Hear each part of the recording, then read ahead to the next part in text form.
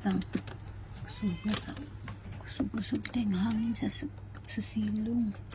O katulog ko eh. Kalitag lang ba? Tanaw na ko kay ang tubig kasi wala yan na eh. Ang mga XX na rin.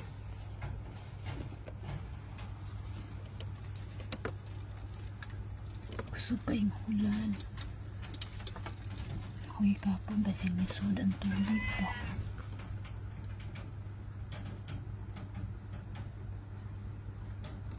Hindi man makita Dres ang mga ang kanang mga kahoy. Pero kusog ay hangin. Oh my God. Nag-start na. Nakabasa mo ko sa news mo upay pagsugod.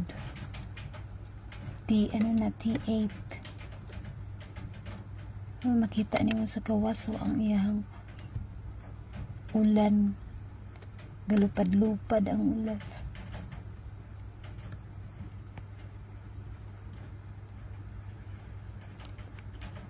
Kusog jud ang hangina.